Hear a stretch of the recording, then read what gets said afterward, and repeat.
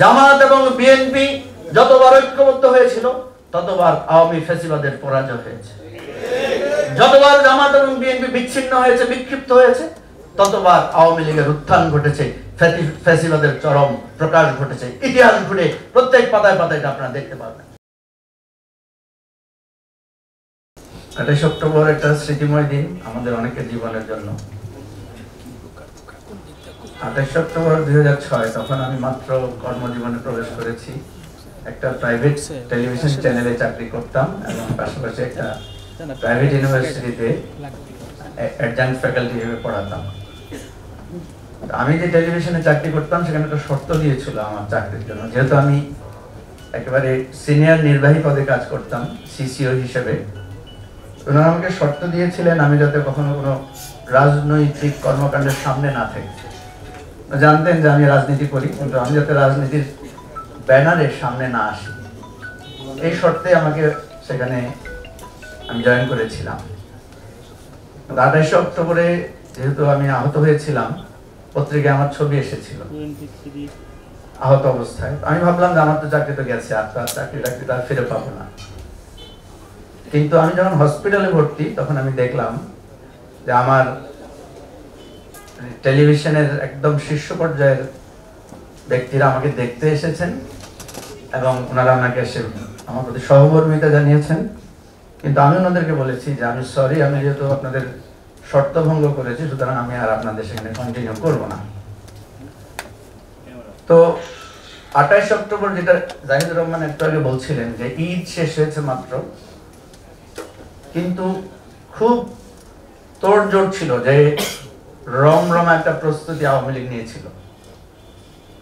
এবং আমার বাসা ছিল লালমাটিয়া।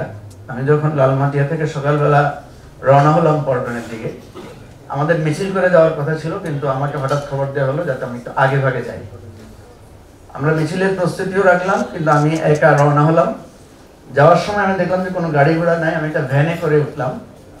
যেতে যেতে অন্তত আমি 10 জায়গায় আওয়ামী লীগের রমরমা প্রস্তুতি দেখলাম, ব্যাপক প্রস্তুতি। পল্টনে যাওয়ার পরে দেখলাম যে সেদিনকার আমরা যারা একটা সমাবেশের আয়োজন করেছিলাম এই যে বায়তুল মোকাররমের উত্তর গেটে, সেখানে খুব বেশি না, অন্তত 500-700 লোক হবে।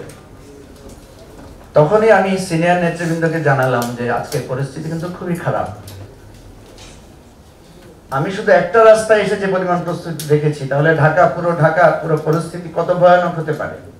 28 অক্টোবর নিয়ে আমি আমার 2টো লেখা ছাত্র সংবাদে লিখেছিলাম, পর্যালোচনামূলক লেখা। আমি ভেবেছিলাম এগুলো ছাপানো হবে না।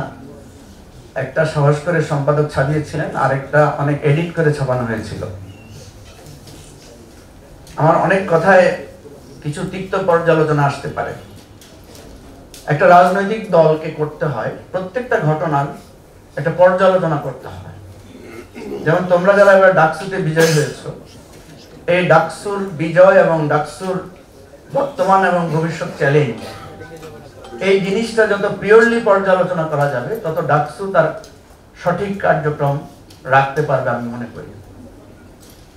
তো সেদিন আমার কাছে যেটা মনে হয়েছে যে আওয়ামী লীগের যে একটা ফ্যাসিবাদী চরিত্র, যেটা 75 সালে স্তিমিত হয়ে গিয়েছিল, 2006 সালের 28 অক্টোবর সেটা নতুন করে তার প্রজেকশন স্টার্টিং লাইন সেটা শুরু হয়েছে। এবং আওয়ামী লীগ যে কত নৃশংস হতে পারে, কত ভয়ানক রকমের অত্যাচার করতে পারে, মানবিক মর্যাদা কত নিকৃষ্টভাবে ভুলণ্ঠিত করতে পারে, তার প্রত্যেকটি প্রমাণ 28 অক্টোবর 2006 এর পরতে পরতে রয়েছে। আমি সেখানে দেখি আওয়ামী লীগের ফ্যাসিবাদী চরিত্রের প্রকাশ, আর উল্টো দিকে দেখি জামাত এবং ইসলামী ছাত্র শিবিরের নেতৃত্বে সেদিন শফিকুল ইসলাম মাসুদ ছিল কেন্দ্রীয় সভাপতি, জাহিদুর রহমান ছিলেন সেক্রেটারি জেনারেল, এবং জামাতের সকল কেন্দ্রীয় নেতারা সেখানে উপস্থিত ছিলেন। আমি জামাতের নেতাদের দেখি সেটা হচ্ছে রাজনৈতিক দূরদর্শিতা ঘাটতি হিসেবে দেখি। আরেকটা জিনিস দেখি, এখানে রিজভী ভাই হয়তো মন খারাপ করতে পারেন, সেটা হচ্ছে জামাত এবং বিএনপি যে দীর্ঘ রাজনৈতিক পরিক্রমা, আমি দেখি তাদের বন্ধুত্বের বন্ধন যে কত শিথিল। আপনারা একটা কথা জানেন, আমাদের সমাজে প্রচলিত আছে বিপদে বন্ধুর পরিচয়। জামাত এবং বিএনপির এই দীর্ঘ রাজনৈতিক পরিযাত্রায় আমি দেখি ওনারা শুধু নির্বাচনে বন্ধুত্ব করেন, কিন্তু কারো বিপদে কেউ কখনো এগিয়ে আসেন না। যারা ঠিক বলছেন তাদের জন্য আরো 2-1টা উদাহরণ দিই। এই 2023 সালে এসে যে 28 অক্টোবর হয়েছে, যারা এখানে সিনিয়র আছেন তারা বুঝবেন। 28 অক্টোবরে বিএনপির মিটিং আক্রান্ত হয়েছে, পাশে কিন্তু জামাতের মিটিং ছিল। তখন কিন্তু অনেকে বলেছিল যে জামাতের লোকেরা যদি একটু আগে আসতো তাহলে তার কিছুটা প্রতিরোধ গড়ে তোলা যেত, কিন্তু সেদিন জামাত নিশ্চিন্তে মিটিং করে গেছে, কিন্তু বিএনপির মিটিং সহ অন্যান্য আমরা যারা ছিলাম তাদের অফিস এবং মিটিং আক্রান্ত হয়েছে। এবার ঠিক বলবেন না? আপনি দেখেন, যখন জামাতের নেতৃবৃন্দের ফাঁসি হয়েছে, বিএনপির কোন প্রতিবাদ কি আপনারা দেখেছেন? যখন খালেদা জিয়াকে গ্রেফতার করে নিয়ে যাচ্ছে, জামাত বা ছাত্র শিবিরের কোন মিছিল কি দেখেছেন? প্রিয় ভাই ও বন্ধুগণ, আমি চাই এই ধরনের রেসপন্ডিং ডিসকাশন হোক, কারণ 28 অক্টোবর নিয়ে শুধু আবেগের ফুলঝুরি হবে তা না, এটা আমাদের একটা রাজনৈতিক পর্যালোচনার বিষয় হওয়া উচিত। জামাত এবং বিএনপি যতবার ঐক্যবদ্ধ হয়েছিল ততবার আওয়ামী ফ্যাসিবাদের পরাজয় হয়েছে। যতবার জামাত এবং বিএনপি বিচ্ছিন্ন হয়েছে, বিক্ষিপ্ত হয়েছে, ততবার আওয়ামী লীগের উত্থান ঘটেছে, ফ্যাসিবাদের চরম প্রকাশ ঘটেছে। ইতিহাস ঘুরে প্রত্যেক পাতায় পাতায় আপনারা দেখতে পাবেন। প্রিয় ভাই বন্ধুগণ, আমি সেই শহীদদের আজকে শ্রদ্ধা করে স্মরণ করি, যে যারা সেদিন অকাতরে অত্যন্ত নির্মমভাবে নিহত হয়েছিলেন। আমরা যারা নানাভাবে আহত হয়েছিলাম, আমাদেরও মৃত্যু হতে পারত, কিন্তু অলৌকিকভাবে আমরা হয়তো অনেকে বেঁচে গেছি। সুতরাং এই যে বারবার আমাদের কাছে অনৈক্য এবং অনৈক্যের প্রেক্ষিতে একটা রক্তাক্ত ইতিহাস সৃষ্টি হচ্ছে, সেটা আমাদেরকে ভাবতে হবে। সেটা থেকে শিক্ষা যদি আমরা না নেই, অনেকগুলো 28 অক্টোবর আসবে, অনেকগুলো 5ই আগস্ট আসবে, অনেকগুলো জুলাই বিপ্লব হবে, কিন্তু ঘুরে ফিরে আমরা আবার আগের জায়গায় চলে যাব। সুতরাং আমি যেটা মনে করি যে 28 অক্টোবর যথেষ্ট। ছাত্রলীগ, যুবলীগ, আওয়ামী লীগকে আন্তর্জাতিকভাবে সন্ত্রাসী এবং সন্ত্রাসবাদী দল, মানবতা বিরোধী দল হিসেবে ঘোষণা করার জন্য 28 অক্টোবর যথেষ্ট।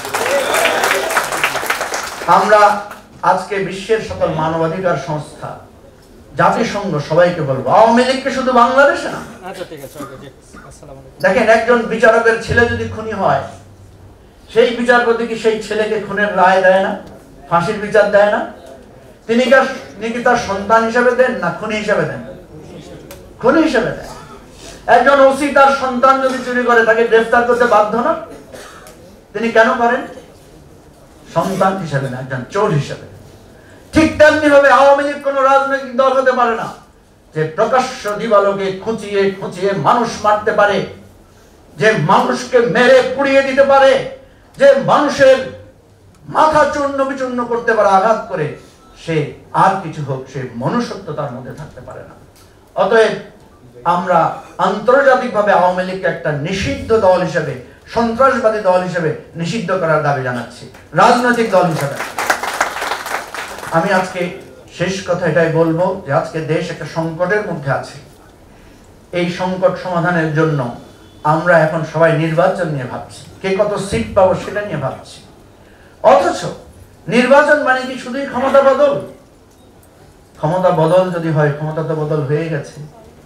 আজকে যে এখানে মিটিং করছি আমরা, এটা কি ক্ষমতা বদলের চিহ্ন না? এটা কি ক্ষমতা বদলের প্রকাশ না? এখন ক্ষমতা এসেছে আমাদের 8, 10টা, 20টা, 30টা দলের হাতে। এখন নির্বাচন করতে যাচ্ছেন, ক্ষমতাটা কার হাতে যাবে? বিএনপির হাতে না জামাতের হাতে না এনসিপির হাতে? এই জন্য কি আমরা নির্বাচন চাই? বলেন, আপনারা চান যে ক্ষমতা 30 জনের কাছে আছে, ক্ষমতাটা ঠেলে রুহুল কবির রিজভীর হাতে দিয়ে দিব, অথবা জাহিদুর রহমান চলে গেছে, ঠিক আছে, নাকি আমাদের আদিবরা আছে ওদেরকে দিয়ে দেয়? এই জন্য কি নির্বাচন চান আপনারা? আমরা বাংলাদেশের একটা বদলের নির্বাচন চাই। আমরা বাংলাদেশ নতুন করে ঘুরে দাঁড়াবার নির্বাচন চাই। সুতরাং যারা বাংলাদেশকে নতুন করে ঘুরে দাঁড়াবার কথা বলবেন, আজকে তরুণদেরকে শপথ নিতে হবে আমরা তাদেরকে ভোট দেব। যারা বাংলাদেশকে পরিবর্তনের রূপরেখা দিবেন, নতুন করে আর কোনো 28 অক্টোবর হবে না মর্মে অঙ্গীকার করবেন, আমরা তরুণ প্রজন্ম, প্রবীণ প্রজন্ম সবাই মিলে তাদেরকে ভোট দিব। এই হোক আজকের 28 অক্টোবর স্মরণের শিক্ষা এবং অঙ্গীকার। change tv.press, এক ফোঁটা হলুদ নেই।